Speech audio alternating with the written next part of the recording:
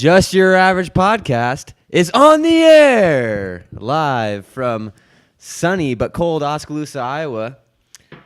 I'm your co-host, Jared Goodman, and I'm joined always by Colton Johnson and our tech man, Aaron Petrash. Today, we have our first guest on the podcast. This is a big podcast for us, first time we're trying this out. So, everybody welcome JP Rios to the podcast.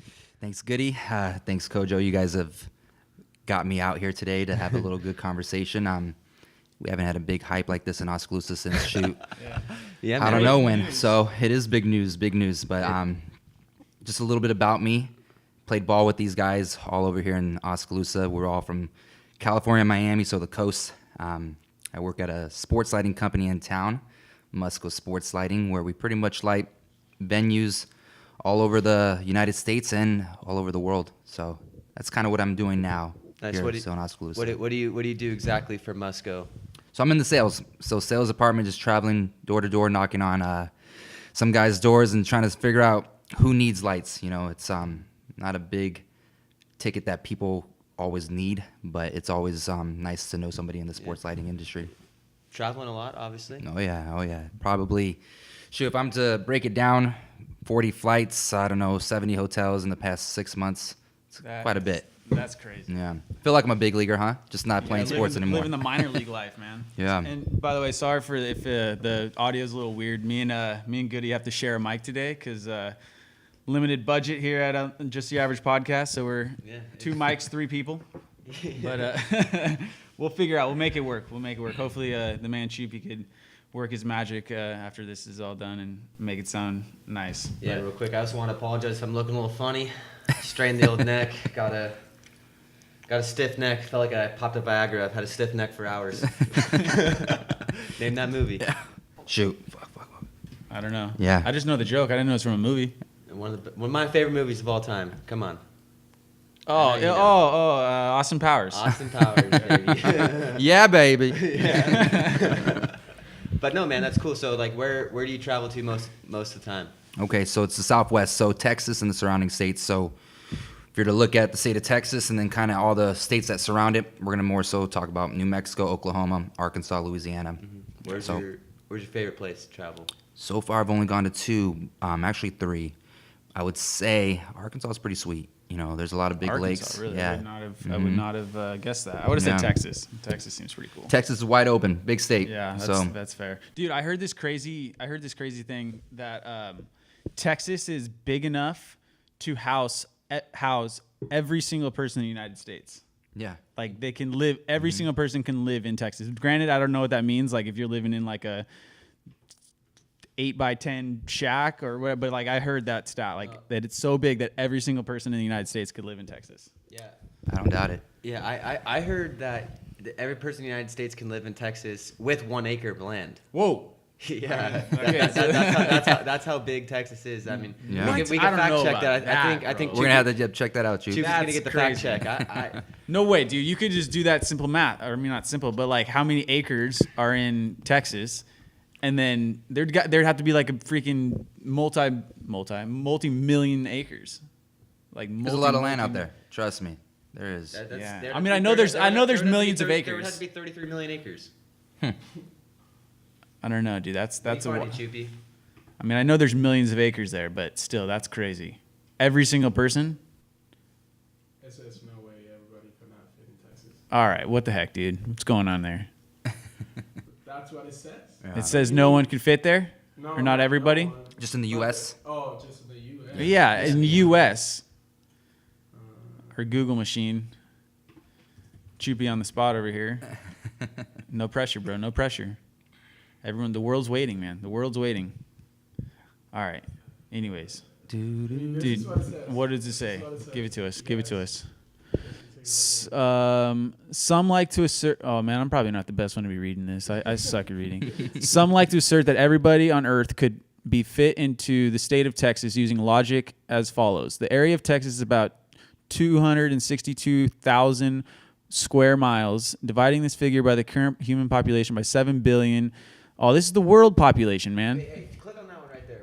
How many acres All right. in Texas? We can do it based off that. Whatever. But I don't know. I've noticed though you did You're not wearing them today, but you invested in some shit kickers, dude. I really do like those. Oh, yeah. Man. I kind of want some. But Going on those, huh? Whoa, what's going on there? 167 million acres. Yeah, so I feel like maybe every single person can have an acre. Jesus Christ, dude. What's going on in Texas, man? Oil. That plate oil? Yeah, oil Yep. for sure. Yeah, Back a in the lot of day. oil money. George Bush, baby. Yeah, The Bush family. Crawford, Texas. That's where he's at. They got a little magnolia tree farm out there. So if you're ever in that area, go down to Waco. Yeah, I've seen that. I've seen that episode actually. Yeah. I've seen like all those Fixer Upper episodes, but the first lady was Yep. on it, Mhm. and she was like like a magnolia tree farm, something like that. So back on those boots you were calling Yeah, the dude. S kickers. Those are great investment, especially living out here in Iowa. You guys got to get some. Dude, I heard they're really comfortable. They I are. heard they're comfortable, but I've also heard that they're very expensive. Yeah, well, I know they're I very mean, expensive, but Just like any other shoe. Yeah. I'm but telling you what. I feel like you get one good pair and you're good for your whole life. Exactly. I want to get a Yep. hat, dude. I want to get a cowboy hat. Cowboy hat. You have a cowboy hat. Okay. No, I don't have that one. Hey, anymore. have you ever What? seen the process where they put them in, like, they steam them? I'm pretty sure is Yeah, what they do to fit your head properly. So Whoa. that'd be kind Default of cool. Default Stetson on Instagram? Oh, No. they had a really cool like little video on Instagram. Okay. Stetson. Dude, you lost that cowboy hat? That was a rad cowboy hat. The one with the Quicksilver one? Yeah, or no, it had the shaka on it. Yeah, the one I got in Hawaii. Yeah, it was cool. It was Was it cool. It pretty was like a sweet? beach cowboy hat. Yeah. It was a cool hat. Well, if you ever want to go get one, let me know. I'll ride along. I think I'd rather have the boots over the cowboy hat. I feel like I would just be. Okay, I don't Work want a your way cowboy. in. I don't want a big cowboy hat. I want like the flat bill, Yep. kind of like the Like a tombstone kind of. like an urban yeah, okay. exactly like an urban. Okay. Like what's his Yellow Wolf? Yes, the yes, Yellow Wolf. yes, yeah, guy? something like that. Like not like a big cowboy hat, like you think a cowboy hat. I know what you mean. Bro, you're talking about like a Brixton hat. Yes, like a. That's like not even. Okay, I'm gonna show That's you. an right LA cowboy hat, bro. That's an LA cowboy hat. Like one, like dude, like a cowboy Cerrone one, dude. Which one? He's looking at like the white one up there. No. Go back up to the photo with all of them. Like one The- kind of like this, like a flat Yeah. brim. Like a flat Yeah. brimmed one. I like that pinched front right there. This one? That one's. Ooh, the gambler. All right. Those are pretty sweet. Tom Mix. Yeah, I'll show you. I'll show you guys right here. Interesting. Still, yeah. I mean, the Brixton hats are cool, but then I always feel Like something like that. yeah, that's rad, dude. That's Yeah. cool. That's a Like- super LA cowboy hat. Like I feel like if you wore that to like a legit place that wears cowboy hats, they're gonna look at you funny. Yeah, like downtown Fort Worth. Yeah. Right. He's like, look at this guy. Yeah. What'd you say about there when you went out to the bar? You were the only one that didn't have any boots. Yeah, So maybe you should invest in those first. The only one, Billy Bob's in Texas, Okay. the world's biggest honky tonk down Yeah. there in Fort Worth. I've been to a couple concerts there. There you go. Went in there rocking my Vans. And I was the only one in that place rocking Vans. I think Dude. there's a high chance I was the only, that I was the only one. That's rocking really funny. Vans. I remember, like, speaking of being the only ones, one time, funny story. I was at USC for my. We had a couple buddies that went and played baseball at USC, and we went to a party, and it was, I don't know what the heck it was. It was at some house. It was like a 3-story house. Anyways, I was literally the shortest person in that place. In that 3-story mansion, I was the shortest person, not guy, person between guys and girls. Granted, I was taller than some of the girls because they had heels on. Yeah. But I was looking around, dude, and I was like, "Oh my god!" I'm used to being short, like no worries. But I'm like, I'm literally the shortest person, like surrounded by legit D1 athletes, man. It's why, man. But I was like, holy crap, like, You're like, this is why I'm not a D1 this is athlete. why I didn't go D1. Oh gosh. Among Weird other with- things too. But that's crazy, man. It was wild. I was like, holy crap. It was like a. Well, I'll tell you right now, if you get those shit kickers, you'll get an inch. I know. So That's there why you go, I need. 5'10". Yeah, I need Easy. them. I What, know. what color do you want? Like dark brown. Those are sweet. Yeah. Yeah, the dark brown's nice. Yeah. Or like some black snake I was skins. gonna say it's black. you want some snake skins, dude? Alligator skin. Alligator skin. There you go. Yeah. Dude. So yeah, Anyways, boots. Speaking of D1 athletes, Goody, don't you have Yeah, you have a poll for us? Yeah, man. I ran a poll. And of course, this gets brought up. I mean, it's gotten brought up every year, but it's getting talked about more and more. You know, with guys like Zion Williamson, who are these big time collegiate programs are making money. I think Duke raked in like $990 million or something like that last year, based off their That's a lot of athletics, led by basketball. And the average ticket price to go to that Duke UNC game was almost $3,000 to go. The average ticket price, game? yeah, to watch one dude, Zion Williamson, and he blew out his freaking knee in 30 seconds into the game, blew out of his shoe. That's a big dude. He's I believe he's 6'8", 285. I mean, he's a freaking behemoth. But he got hurt, and it raised the question. This guy is gonna be. He's probably going to be the number 1 overall pick in the draft. I mean, the guy's already a superstar. But they're saying, Duke's making all this money. Do these athletes deserve to get paid or get their cut? We see it with Alabama football, especially since the coaches are getting paid millions of dollars. I mean, Nick Saban is higher paid than most coaches in the NFL. Granted, I mean, who knows? He has a lot more on his plate, I think, do college coaches, because they have to actually go out and recruit. And to win the NFL, they're just worried about coaching. But anyway, I ran a poll on my social media. Interesting results, actually. On Instagram, I ran the poll. I asked, do college athletes deserve to get paid? 59 of them said yes. 41% said no, that they deserve to get paid. I'm talking big, major D1 athletes, probably Power 5 conference guys. And on Twitter, the results were about 50-50. It was 49% yes and 51% no. That's a combined like 150 150 total votes, so good sample size. What do you guys think? What do you guys think as far as big D1 athletes getting paid after seeing like their school, how much the schools make off them per se? My thoughts originally were that I thought they should, and the reason that I had was when you think about how much time these kids are putting into a sport, whether it's, I don't know, baseball, basketball, golf, it's a full-time job. Yeah, it's a full-time. We all know. You put so many hours into this, and sometimes that takes away from your time. You could be actually working and making some money, living, I guess, a reasonable life, able to buy things throughout your college life. But, when you're not able to work through college because you're dedicating your time to sports, it's a little difficult. But then again, you do have that it's a commitment. It's something that you chose. Nobody made you play sports. It's something you love. And I think that personally now, kind of hearing what we talked about earlier, it could go both ways, whether or not they should get paid or not. So it's the problem is well, not the problem, but like an issue is it goes so deep. Like it's so much deeper than a yes or no. Like, because there's so many other things that would be involved, like how much they get paid, what sports get paid, like is there a cap, all this stuff, and then so on and so on. But I think personally they shouldn't be paid. And but then what I do think that they should be able to do is they should be able to market themselves. So, which they can't do right now. So, like a guy like, for instance, Zion, was it Williams or Williamson? Williamson. That guy is going to be a future face of the NBA. Like, this guy should be Nike or Under Armour or Wheaties or anybody should be able to go to him, and he should be able to market himself. Yeah. And then that way the school doesn't pay for anything. He's not, like, that's totally him. And then also that they get to choose, like those big companies get to choose who they want, just like they do in the NBA. Not every single person gets a Steph Curry shoe deal. You know what I mean? It's like they choose, they get the most marketable person, and then they do it from there. Like, so I think the schools, I don't think should pay these athletes they like an actual salary. They get stipends.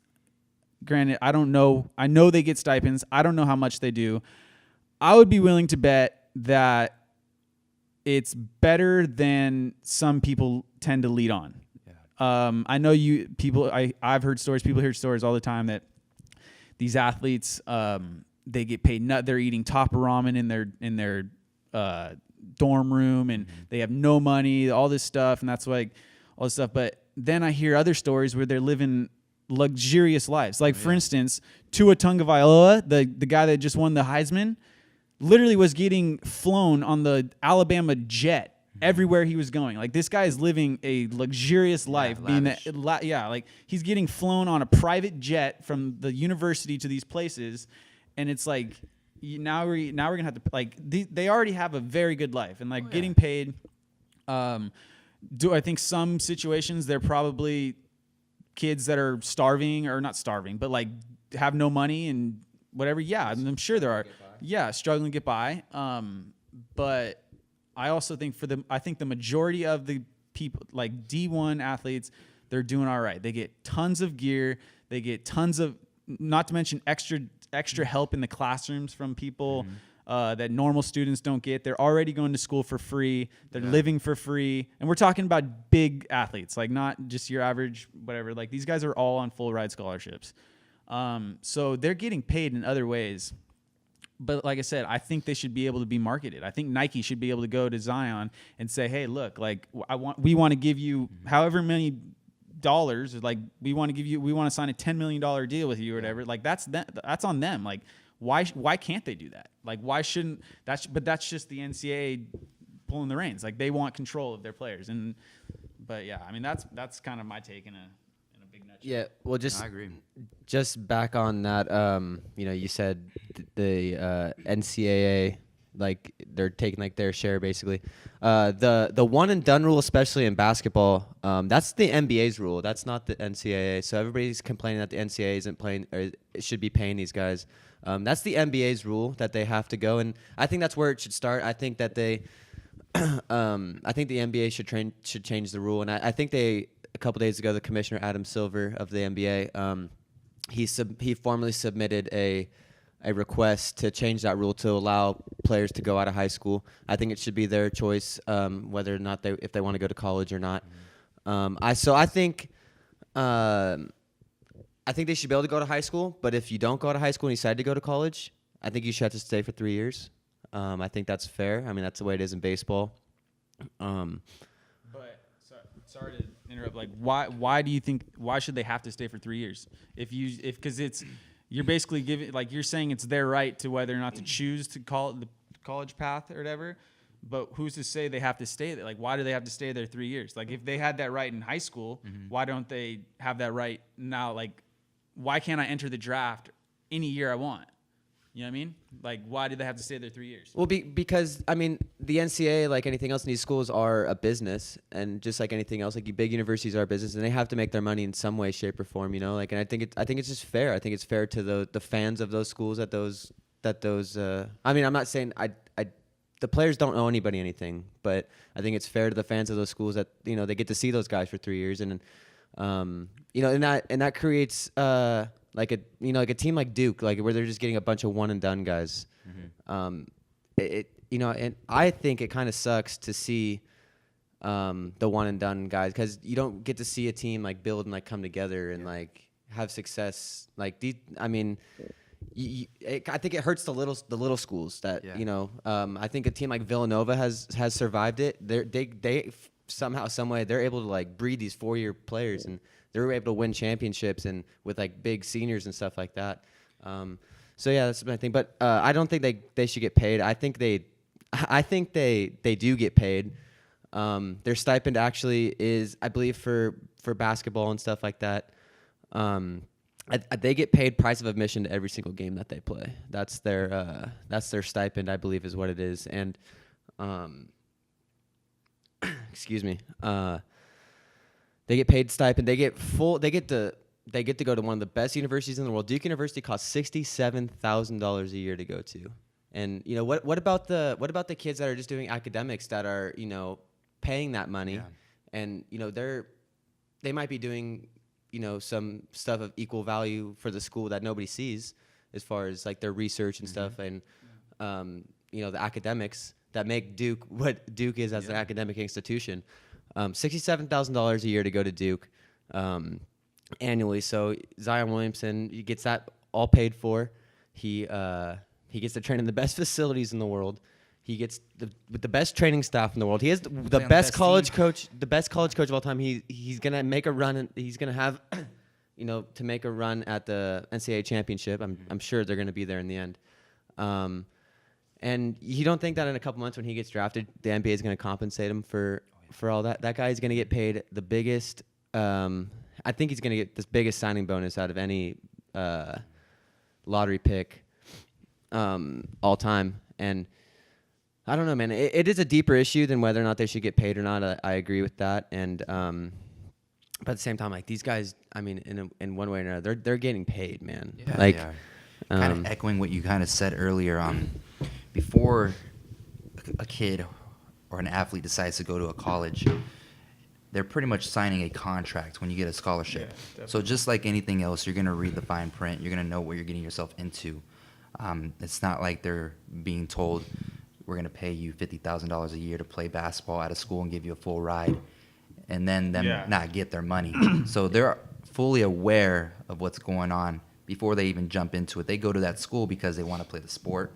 They want to do it for that school and wear that name across the jersey. Yeah. So whether or not they should get paid, as we discuss this a little bit more, it's leaning more towards the no side. Yeah. I could see a little bit, and I'm agreeing with that as well. So yeah, that's kind of what I have, my 2 cents. Yeah, and like it's so easy like off the surface, like, oh, of course they should get paid. Like you see, they're all plastered over ESPN and all this stuff, and someone's getting paid, right? Someone's getting paid for their face or abilities and all this stuff. And like on a human level, you think, yeah, like absolutely, you're basically using me. It's slavery in a way, right? Yeah. Like you're making money off of me for what I'm doing, but then at the same time, they are getting paid. Like they're not getting a check necessarily. I mean, obviously, take out the stipends, all that stuff. They're not getting a $50,000 check, but like you just said, they're getting paid $67,000 a year essentially just to go there, not counting rent, not counting or living, whatever, not counting food, like all these things, all the gear they get, like you said, the facilities, all this stuff, the access to the people they meet, all this stuff, like they're getting paid in so much more than just money. And everyone at the end of the day still wants a check, you know what I mean? Because I mean, it's money, right? That's what makes the world go around. But they get paid in so much more than like than just money, you know? You can't put a price tag on that. Yeah.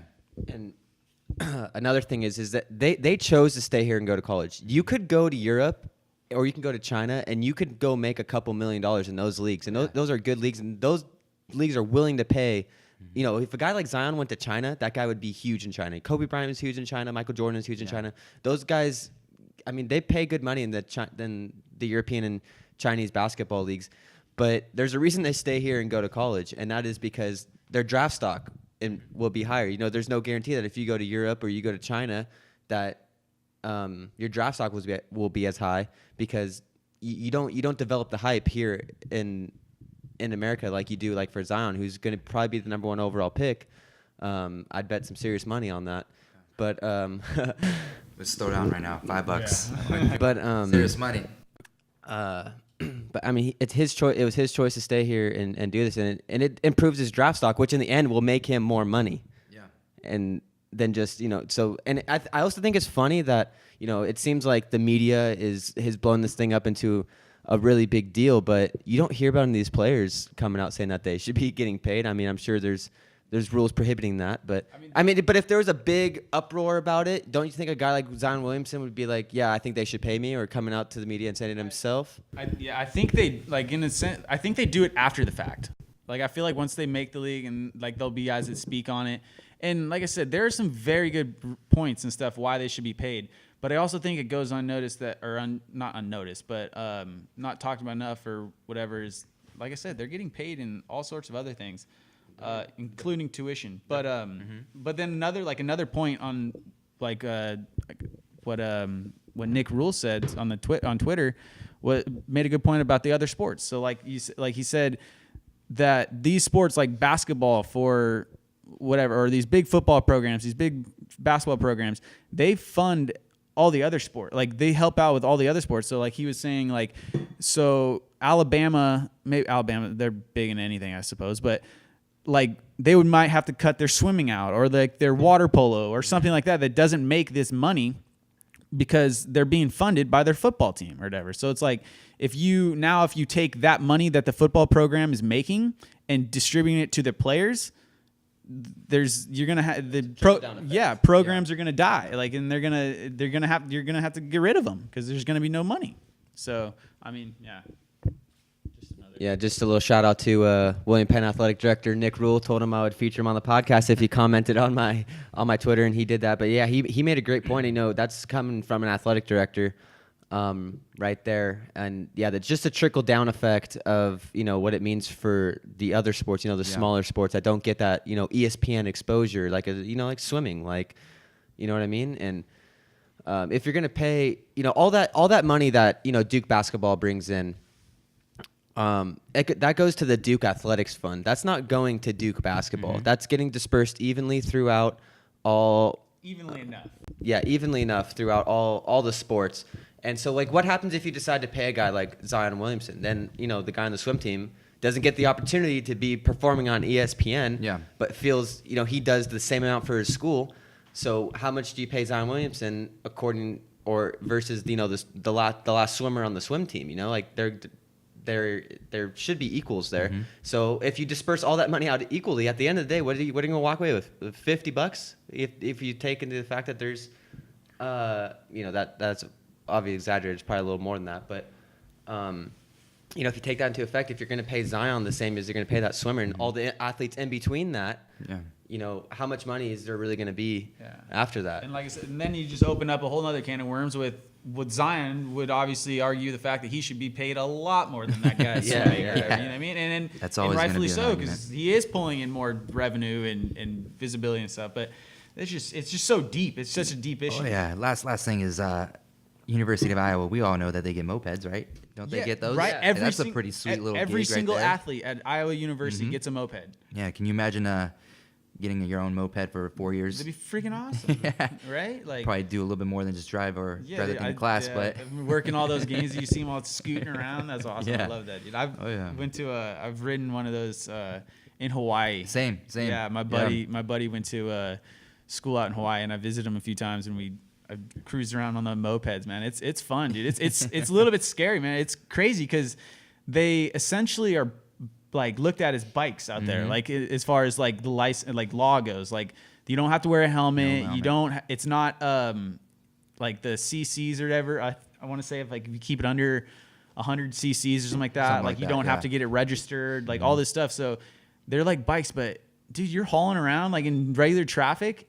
And no helmet. I'm like, dude, man, I've never ridden one of these things. Like, man, I should probably I don't know, but it's so fun, dude. I love that. It was cool. But yeah, that's like another little perk that some athletes get, you know, just going to a school for sports. And that's Iowa. Like, and I know they're a big school and stuff, but like, imagine like Alabama or like those, they get a lot of stuff. There's a lot of perks for playing for a big major D1 program. And you know, TJ Boyle, he was another one of these commenters. Shout out to TJ Boyle. You know, he agreed with you for the fact that they should be able to market themselves and they should be able to sign an agent in college and get those endorsement deals with Nike, you know, whatever. They should be able to be in a McDonald's ad and be paid. And you know, I think I can get on board. I think I can get on board with that. But you know, anytime you receive money, it does take away the amateur status by the book. And you know, so I mean, there's so many loopholes and so much. It is a really deep rooted issue. And you know, then there's going to be Title IX issues. You know, do the women get paid as much as the men? I mean, you see it in professional sports, the WNBA players don't get paid as much as the NBA players, and I mean, that's getting into a whole nother issue when we're talking about professional sports. But I mean, Title IX would get in the way, I'm sure. I mean, it'd be a mess. So I think at the end of the day, they should just get rid of the one and done rule, and they should let them go out of high school if they choose. But I do think if they do stay, they should have to stay in college for 3 years. You know, like baseball. I mean, that's what baseball. And at least at that point, they're, you know, the school's getting something out of it a little bit too. Like they're, you know, they're getting the money for those guys, but the guys are also, or the athletes are, at least have a majority of their degree done to where, you know, they're probably almost done at that point to where they could always go back in the off season and finish it up and stuff. So when a kid decides to go to a university for sports, I think that, like you said, 3 years is probably fair for the university and for your guys' fans and just the whole community in general, because who wants somebody to come to your team for 1 year and then leave the next year? It's just a turnover rate. It's going to be. I don't know. Tell Duke that, bro. They've been there are all those schools that constantly in the championship or whatever that crap that thing's called. I don't know what the hell it's called. The NCAA March Madness. March Madness. What would the final game? I don't know. It's the NCAA championship. Oh, there you go. You got it. Too crazy. But dude, yeah, it's the issue is you could go back and forth all day long, and it's just like we said, it's so deep of a thing. Like you say, yes, we should pay him, and then you got to deal with a whole other thing, like multiple layers of that situation. Yeah, and it is a very interesting topic, though. Yeah, it's an interesting topic, and there's probably people that are going to listen to this and be like, dude, you guys aren't in their shoes. You don't know what it's like. Yeah, absolutely. So, but I'm just giving my opinion. Yeah, my opinion just on being it. open-minded. Yeah, I mean, I'm very open-minded to it, and if we ever got the chance to sit down with a guy like Zion at the table here, just your average podcast, I mean, I'm sure he'll be here. I'm sure he would have some great reasons on why that fool should be paid. But and like I said, I agree. Like there's very good reasons why they should be paid and could very well be paid. But the issue's so layered. Well, Goody, I know you wanted to bring this up, and I think it's a good little segue into the next topic. Was more so how we're paying Manny Machado $300 million for 10 the Padres years. Finally making a splash, huh? How do you feel about that, Mr. San Diego? And you and I have this little love-hate relationship with the Chargers leaving San Diego, so it's probably the best thing that's happened since then, and probably in the past 10 years. I don't know, maybe even more. But finally, right? We got somebody who's going to make a little change. As far as a big name, we got some good players. The Padres being one of the best farm systems out there. Number one. Yeah, so many young names that just haven't had that opportunity to jump to the big leagues yet and kind of get the amount of experience and playing time. But I think Manny Machado, with him being signed, is just gonna make everybody a better team. Just whether it's our middle infield. I think they're even saying that we're gonna have a pretty dang good infield as far as Tatis Jr. and then we got our shortstop. Forgot the name right now. It's drawing a blank, but he's a good little second baseman. I mean, but the other thing I'm waiting for is where the heck is Bryce going, huh?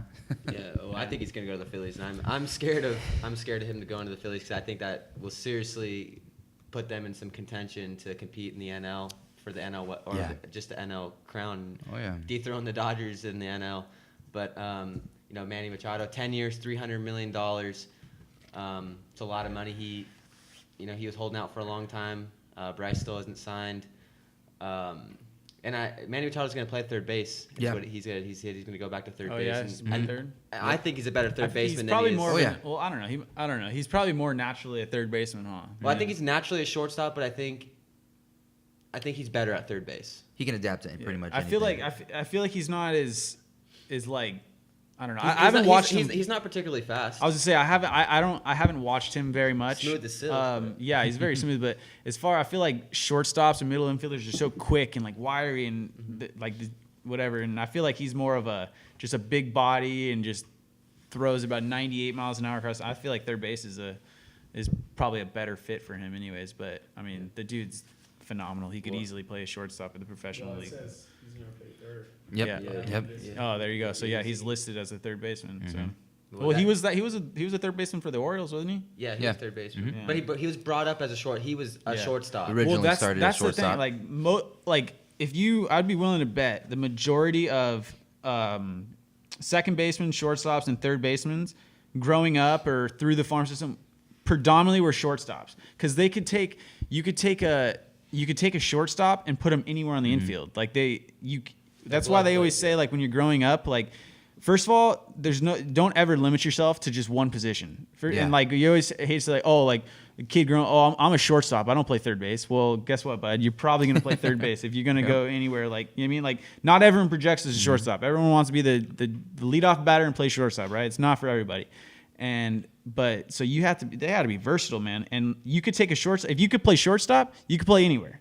It's I mean, you can play third base, you can play. There's a little bit of a learning curve, right? But that's why they convert these shortstops to other places. So you got to be versatile, man. It's so funny when you grow up, like you kind of said, you want to be the pitcher, you want to be the catcher. Person always involved with the baseball being wherever it is, playing shortstop. But then as you progress into your career, you notice you start going from one position to maybe third base, second base. And sooner or later, you're in center. And then last but not least, you're playing right, the worst position out there. So that's how sometimes the cookie crumbles. But it's like you said, you start playing all these sports I mean, all these positions, and you can play any position if you start with middle infield. And there's so you're an athlete. Generally speaking, like a middle infielder is going to be an athlete, and for the most part, like that athleticism transfers to anything. You know what I mean? But no, I was gonna go off on a tangent. Go off. Well, I was gonna actually segue it, but I wasn't sure if you guys wanted to talk about it. We can always do Where that. I was listening to a Joe Rogan podcast the other day, and it was like so funny because I've never really had an instance where I wish I could just I could intervene or join in on their conversation as much as I wanted to do on this one for whatever reason, and because they were talking about the most athletic sport, like which sport, if you could like take the percentages of each sport, like what percentage of those players that play that particular sport are quote unquote freak athletes. Okay. And they said freak athletes, but I would broaden it and say which sport is the most athletic, which has the most like athletic people. Yeah. And they were saying, like, they were arguing, I believe most of them were arguing that basketball was the most athletic sport. And I think they said theirs was basketball, football, and MMA. And those were the three they were basically discussing. Yeah.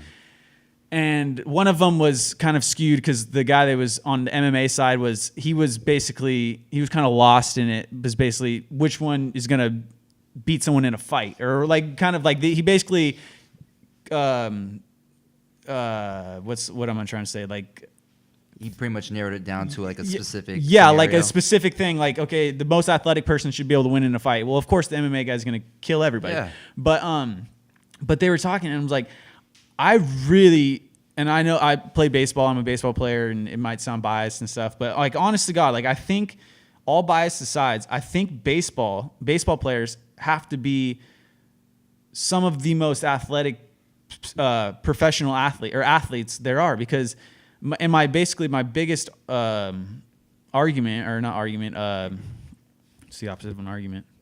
Like whatever you're backing. Is that you take a baseball player, you put him on a basketball court, they're going to look athletic. You take a baseball player, you put him on a football field, they're going to look athletic. You put him on a golf course, they're going to look athletic. Generally speaking, I know there's some outliers. Say, hey, I didn't look too athletic when I played golf, so. Yeah, but you played golf, and you even. But anyways, and then on the reverse end, you take a basketball player and put him on a golf course, or you take a basketball player and put him on a baseball field. They look like a fish out of water, to say the least, dude. That's true. You take, for instance, take a look at like some of the worst first pitches ever, and they're going to be athletes that literally don't even make it to home plate. And it's like, I know, then you could argue, I guess it's like a niche sport and like type of thing, but as far as like just taking an athlete and putting him in any situation, an athletic situation, I think baseball players have got to be up there, man. I don't know what for that podcast that you're talking about with Joe, I think you're right. There should have been baseball thrown in that 3. I just don't think that they were really, none of them are really baseball fans. Of course not. So I don't think they never really crossed their mind. That's why I wanted to like jump in that conversation so bad, because I just like interject, but I don't know. Like I said, it's probably a lot of bias behind it. Online, I searched. What does it say? Baseball is not even on top. Yeah. Baseball is number 20. Out of how many? Out of like 1 out of 20. Oh, shoot. And then there's the 10 most athletic sports, and then there's like gymnastics, soccer, tennis, wrestling, boxing, football. I think it gets because it gets lost. I think because like basketball and football, those sports are done on like pure athleticism. Mm-hmm. Those are pure athleticism sports. But what I'm saying is if you take that athlete and take them out of their sport, they're not going to look like that same athlete. Mm-hmm.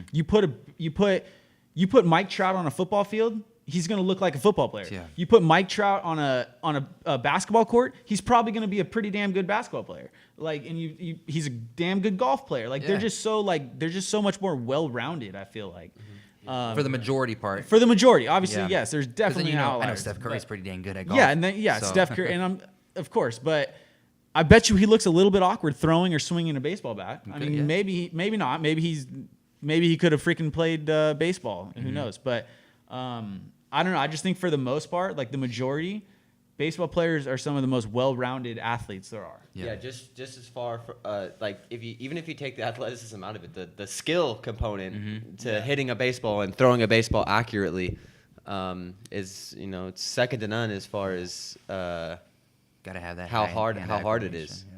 And I think you hit it right on the head. Talking about putting baseball players in different sports and they'll be able to compete and you see Kobe Bryant throw out a first pitch at a Dodger game and it's painful, man. It looks painful. Yeah. And there's also a reason why when you're hanging out with your buddies on Saturday you go down and play basketball or you go down and play football, like. Because those are athletic sports. You have to be an athlete. You have to be those guys are freak athletes. Yeah. Don't get me wrong. But I'm just saying, as far as athleticism as a whole, it's like those. I don't know. It just not necessarily saying that they're the most athletic but I just think I think it gets overlooked definitely. About just what you do, and dude, there's just so many things you do in baseball, like so many different movements, and it's you have to be in shape. Yeah, some are way short. Yeah, well, it's funny because you definitely have to be in shape for like a professional level because those guys. You can, and then on another thing, you can make an argument that baseball is one of the hardest things on your body because it's so long and there's so much downtime too. So it's stop and go for long. Like think about it, you might have an at bat the first inning, you don't have another at bat for 3 innings, and you played left field and didn't see a ball all game. You just you're basically keeping warm by running back and forth in the dugout, and so like that's how a lot of injuries and stuff happen. Yeah. But kind of going off that, and this is probably what makes people kind of have this I guess perception that we're not athletes is because let's face it, baseball games are pretty dang long and boring. Oh, I'll tell you that right now. I can't. I disagree. I struggle watching from the majority part of it. A lot of people go absolutely. to baseball games just to have a beer and a hot dog. They don't go watch a game. Of course. Basketball, football, so quick. Yeah. Always something soccer, happening right all away. those things. They're like tennis is. You don't know. So and MMA, shoot, someone's getting knocked out. Yeah, so, dude, that's right. Dude, oh my god, that's not even a. Yeah. That's a sport, but that's a whole different category. Mm-hmm. Dude. That is. Don't get me wrong. I love baseball. Yeah. I can watch it every day. I can't do it. My favorite sport to watch by far is football. Okay. Yeah. And I don't know. Then basketball, I'll probably basketball after that. But I don't necessarily watch, like, I won't like rush home to watch a basketball game. I won't rush home to watch a baseball game. The NFL will be the first one, then college football, and then MLB. And What were we talking about? The most exciting sports. Oh, most exciting sports to watch? Yeah. I think, NFL, college football, and then MLB, and then NBA. Okay. Really? I'm top surprised. 5. That's good. Top 3. I think when you go to like an NBA game or an NFL game, it's almost like a show, right? Like it's almost got like a show atmosphere. Whereas a baseball game is more of like an experience. Like you're with you're with like a young kid with their dad or their parents or their family, or like you go with a bunch of buddies when you get a little older. You go and have a beer and have a good time. Like, you know what I mean? It's like you hanging out type of thing, and you don't necessarily have to watch the game. Like I feel like if I go to the baseball game with a bunch of friends, you maybe watch like 4 innings or you know a favorite player up. Yeah, to bat, or exactly. Like you clue in, or you lock in maybe when Mike Trout's up or something. Do you ever remember the days where your pops took you to the game and you're just getting there 2.5 hours early just because you want to hear the crack of the bat or watch batting practice? And like you said, it's an experience or more of a America's pastime, baby. It is. Nothing better than watch. So kind of question for you guys: would you rather go to a night game or a day game? I go to a day game. Depends on where, dude. Have you ever been to you're in Petco, you're in San Diego. That's a beautiful ballpark. You guys are in Southern California yourself. Yeah, but what I was gonna say is day games are freaking rough, bro. When you're sitting in the sun. Okay. If you're sitting in the sun, perfect weather. It's 70 degrees, partly cloudy. But the sun is beating down. You got down hat on on, you, everything. I mean, SPF 100, whatever you want. That's a good question, man. I'll tell you what, I bro, think I like a night game. I like a night game too, especially at Dodger Stadium. It's 7 o'clock start. Yeah. Sun's just going down. Sunset. Sky's all the different colors. I think that's my favorite right there. And then you get in the night, and then obviously the traffic's pretty brutal though. So maybe a day game. Chavez Ravine up there. Yeah, My brother used to live no right good time below in LA, bro. I don't care if it's a freaking pick a time. There's gonna be traffic. Yeah, right. Only time there wasn't traffic was when they're filming Fast and Furious up there. Yeah. That's it. Yeah, right. But so do you think Manny Machado is worth the $300 million? 10 years, $300 million. Think about it. Padres are still at what, 116? What's their salary cap right now, Troops? I think it's around that 115, give or take $5 million. Yeah, he's worth it. So yeah, what's the Padres salary cap? Yeah, so if we were to look at that, I think what the Dodgers are at we're just under 260, right? Mm-hmm. So we still have 150 less or 190 if it is 110 or so. So yeah, I think he's worth it. Yeah, it's not like we're giving him $300 million each year. I think it's worth it too. There's a lot of people that said, "Oh, he's overrated. They overpaid for him." I couldn't disagree more. That's his team now. It's Manny Machado's team. You got Eric Hosmer. He's a great player, but that's Manny Machado's team. He's a superstar there. Mm-hmm. So just for the fact that he's going to put people in the seats every single day. Yep. And that's another thing we failed to mention with baseball. Oh, yeah. They're playing night in and night out. There is no time for practice. You are playing every single day. Where in football, it's once a week, which you know why they need time to recover. The NBA rarely has back-to-backs anymore. But baseball, you're playing, you get like one off day a week, and that's another thing that I think you need to take into account with baseball players. But Manny Machado he's going to put people in the seats, and now the Padres have been kind of fiending for that superstar for a long time. They haven't really had one since Tony Gwynn, or even like we used to have Tony Gwynn, Phil Nevin, Steve Finley, Ryan Klesko, Vaughn. You started saying all these names. Yeah, it's been a long time. 98. Yeah, but he's going to sell jerseys like nobody's business. That's another thing. And so he's going to pay for himself at the end of the day. He's going to be worth the $300 million for them. He's going to put people in the seats. Do you think they're going to compete right away? Do you think they can compete in the NL West? They won't compete right away just because. Actually, take that back. We'll improve. What I mean by that is it's gonna take some time, just like anybody or any other team. You can't just click right away when you get a new player. I guess with MLB, I would never know. I've never played there, but it's your job, so you have to start producing right away, kind of deal. Yeah, so what have you done for me lately? Type of deal. Yeah, it's like we're paying you this money and you're not doing what you said, or we're not seeing the numbers. Speaking of that, like imagine the pressure. Or I know they all like. Comes to a point, I'm sure some of them try to get by it and do for the most part, but can you imagine like having that pressure on you? You're getting paid $300 million, and now what if you go out there and go like 0 for 20? You're not, or whatever. I know it's a long season, but you start to feel it, right? And then you got the media, the crowds all behind you. You go, man, what the heck did we just pay for? For like Kirk Cousins for the freaking Vikings, like. You know how much scrutiny that guy got this year because he got paid $94 million, whatever. And now his expectations are basically unreachable. Yeah. You're not going to ever reach. I don't care outside of a Super Bowl, you're never going to be able. And how hard is that, right? Like that. I don't care if that's just hard to do, unless you're Tom Brady. It seems like, but it's like these players get these contracts, and it's like that's got to play a factor on their mind game, right? Like you'd have to think, but. And that's where you just got to go out there and play the game. Yeah, do it for the reason. And that's what the best do, I think. The best basically have a way, and I'm sure, dude, they have to talk to psychologists, and they have sports psychologists and stuff too. And at the end of the day, they got to go out there and play the game. Yeah. And hey, you made the deal or whatever. They're obviously gonna give it their all. They're gonna try their best, but it's a hard game. You know what I mean? Yeah. He did the best decision just going to San Diego, where weather typically is pretty nice. So he's not going to be. He's going to be able to live on the beach. Yeah, he's so used to Miami life, huh? Or at least the Florida life. Troops. Yeah, that's where he's from. Is he Miami? Yeah, Miami. Okay. He went. Yeah, he's from Miami. Okay. So he has the best of both worlds. Both sides. It's pretty interesting though. I was reading a report the other day that at the end of his contract, he's going to have the real winners are the real winner in this whole deal is California. Off his contract, they're going to be making $40 million in taxes off of his contract throughout his. That is ridiculous. So really, he's getting paid $260 million after taxes. Yeah. So.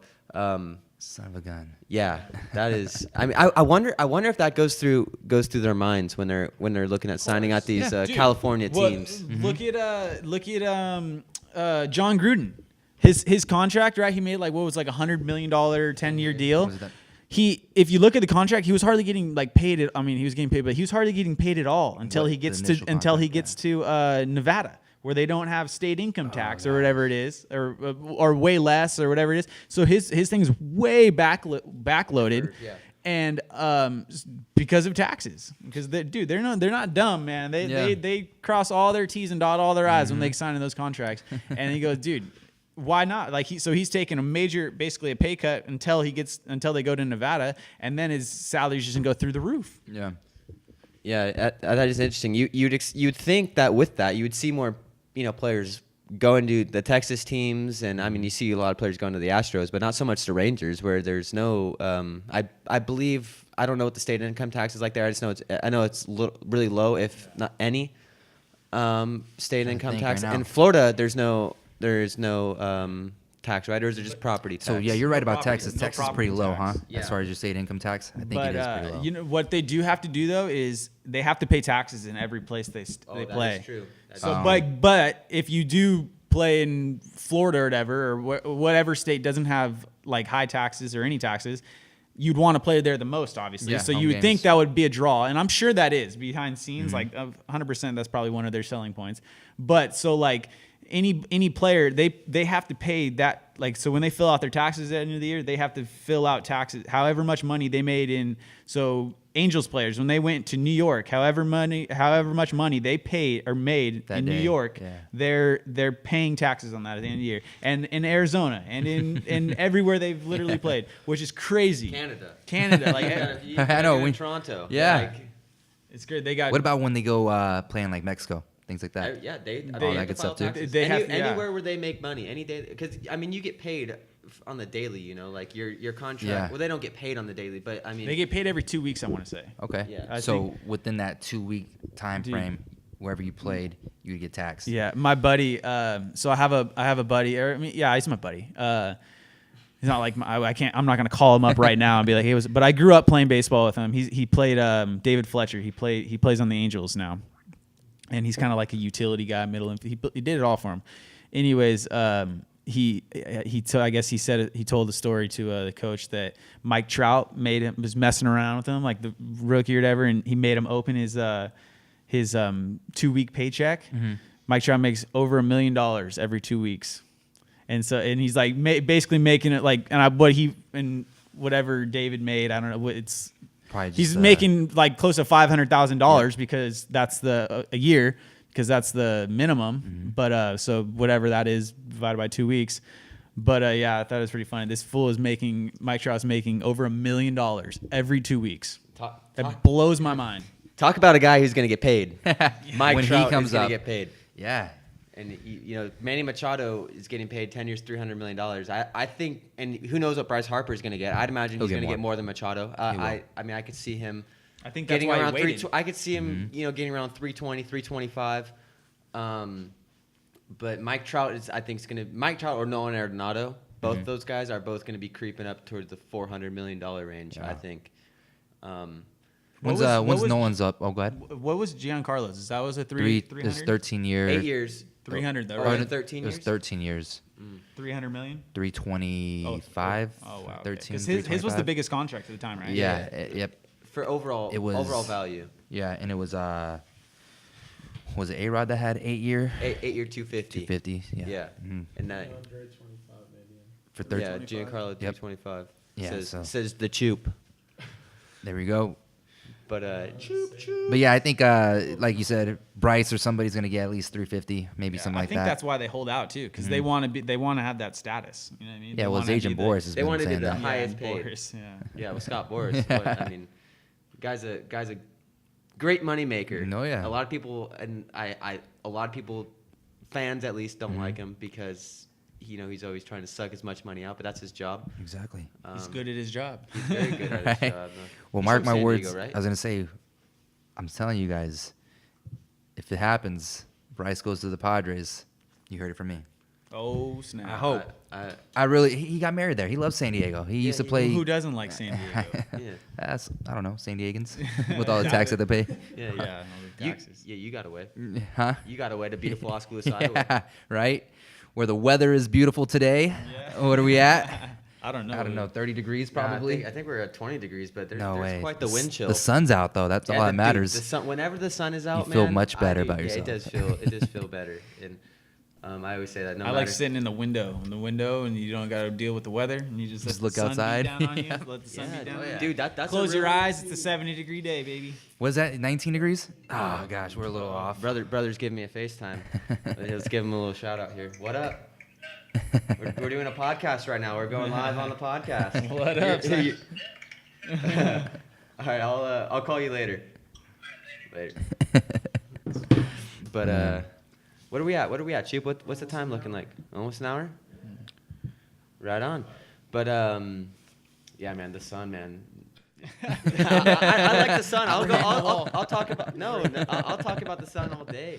I honestly can't wait. I can't wait for the summer, Dude, man. speaking of the sun, just reminded me of it. You want to blow millions of listeners out there. You want to blow your guys' minds. The show you told me about the other day, freaking One Strange Rock on Netflix. Okay. Great show. Dude, it's give me a little summary real fast. Okay, it's like basically it takes like 8 astronauts, I want to say, and they basically give their story and their knowledge, perspective of the world and how it works down to like the basics of the universe, right? Yeah. And it's like each episode, it's like 47 minutes or whatever, and each episode's different. Like the first episode was specifically about, what was it about? Like it was about how like water, oxygen, oxygen. Yeah. And then the next episode, I just watched the second episode, and it was about like. Oh, don't tell me it, bro. I haven't watched it. I can't. Give me the runaround, I can't even remember exactly what it is. It's like it's about how like the Earth got started, I want to say, or something like that, and just how it. Like, dude, I don't even know. Like, you guys will have to watch it. Like, and everyone out there, because you can't even comprehend this stuff. Like, I feel like it's fake, dude. Like, they're talking about how the world became in existence through this giant storm, essentially in space, and it's like how everything so minuscule has to minuscule isn't even doing it justice. Like these like atoms of an atom have to match up and like be a certain way in order for us to have this existence. Like the reason we have water, for example, was we first of all, we collided, like our Earth is here because of all these collisions and like basically clusters of rock, in layman's term, rock like stuck together or something.